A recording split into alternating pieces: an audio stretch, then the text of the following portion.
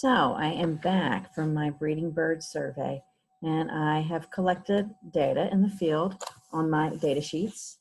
Okay, I have also taken an audio recording of every survey that I did. So in case there was something I couldn't identify, it'll be on a recording, and you can make small notes, speaking quietly when you're on your survey, to help you later find those sounds. So now it's time to archive data and time to enter data, and that always should happen the exact same day that you do your study. This is a simple best practice for all kinds of field work, but I'll tell you, if that's one of the skills that you get strong at in this program, it's actually one of the most important skills to people who are hiring field people, that they can finish that arc of data collection. Many people like just doing the field work like me and don't want to do the other pieces of the work, but they're so important. It's like the field work didn't happen if you don't document everything. So always do it the same day, because it goes so much faster if you do. So the variety of things we're going to do. First thing I'm going to do is I'm going to take my files of the recordings, and I'm going to make sure they are saved in a place where I can easily find them all. I like to save them on my laptop. Some people will save them on, say, Dropbox on their phone and listen to them later. That's okay too. You just need to have them in a place that's not just the images or just the list of sound files. They need to be archived somewhere. And so I'm going to take you through the process that I use, but I'll be mentioning other ways you can do that. So again, I have an iPhone. I recorded my surveys on voice memos. And so one way you can do this is you go into each one of your voice memos and you click, well, I have the option. What I'm going to actually do is save to Dropbox, because I have Dropbox on my phone. You can also probably save to Google Drive or other sorts of resources like that. That's pretty easy. Once I click save to Dropbox, it's actually going to navigate me to my Dropbox folders. And I'm going to find I have a field ornithology Dropbox folder with a full subfolder in here that's called BBS 20th June 2020. So this is the breeding bird survey, and it says recordings. And so I click choose, and my file gets saved to that folder. I can do that for each one of my files. And then I click save, actually, and it's uploading. That way, when I go onto any computer that I have Dropbox access, I can get to those files and listen to them. Another way is you can email them, send them to yourself in an email message, individually or as a group, depending on how much file size. Again, I recommend for these sorts of surveys that you keep probably the default settings on your phone to record in low resolution. You can opt to record in high resolution. It generates much better quality sound files, but it will eat up some space on your phone. So I make sure my files are saved and archived. And I'm going to double check here. I'll share my screen and see if it has saved yet. Okay, let's see.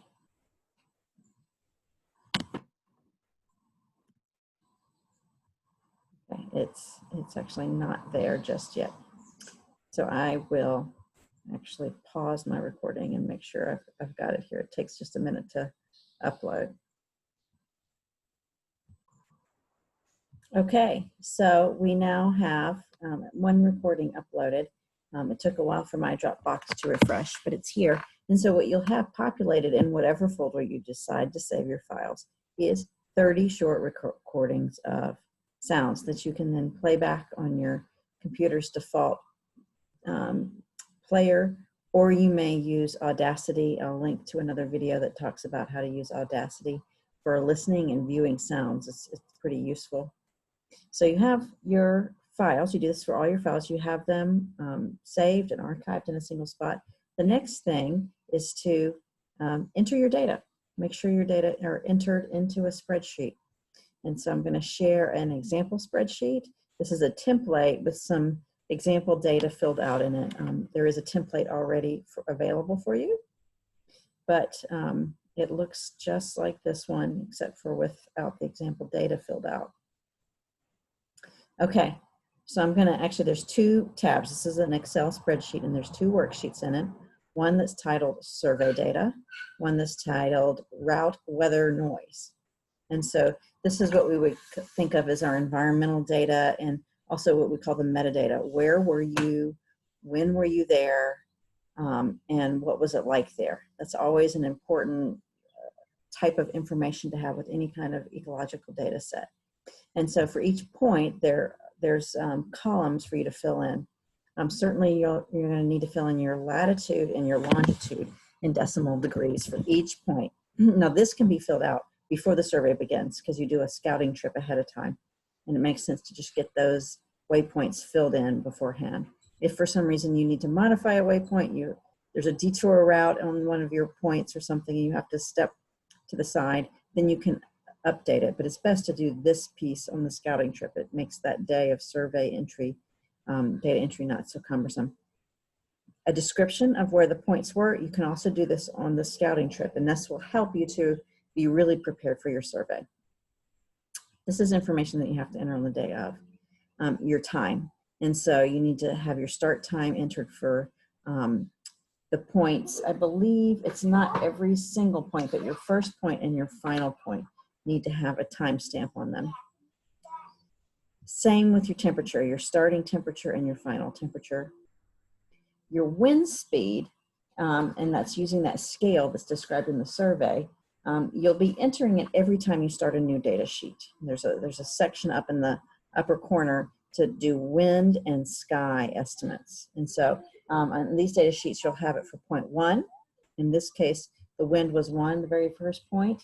And then again, there will be a place to enter that point 6. Okay, and then the next data sheet will start probably at point 7, 8, 9, 10, 11, point 13. And so you'll be entering that periodically. And same with the sky measurements, estimates. For each point, you enter the number of cars that passed by and whether or not there was excessive noise. For your survey data, you're going to be entering your observations and numbers of individuals.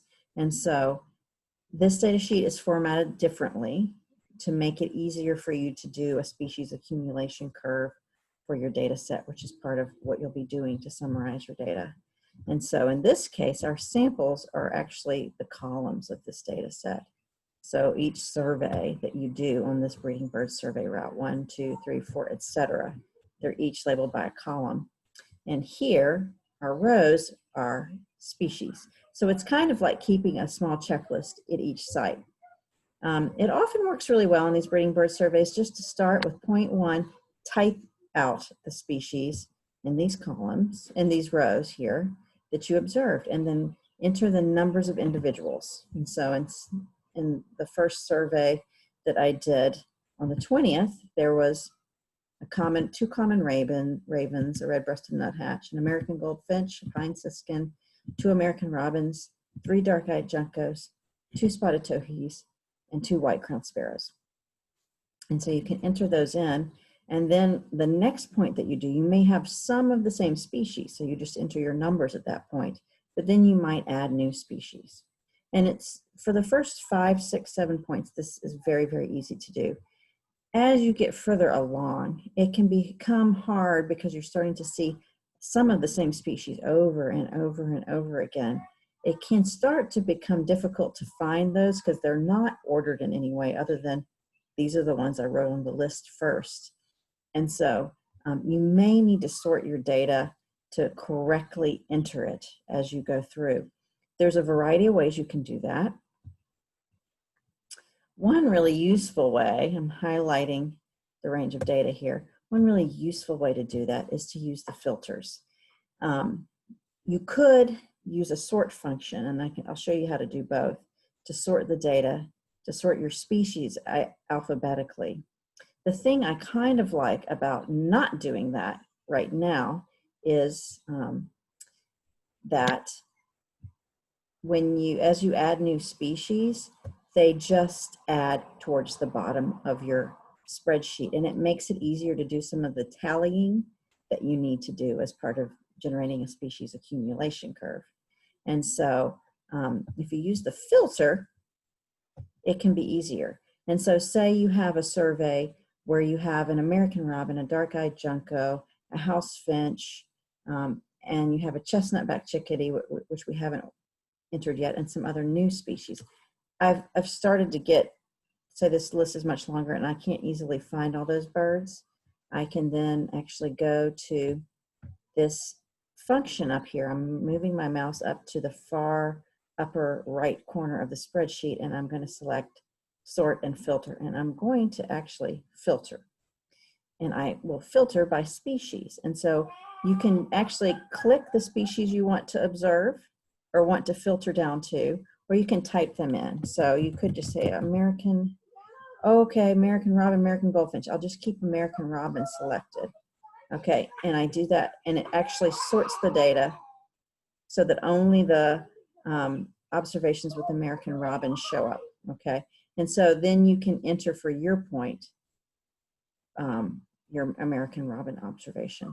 Okay, and so you can't actually see our numbers right now because I've made these columns really narrow. But you will be able to when you maximize them, I do believe. Let's see. I'm not sure what's going on right there with that.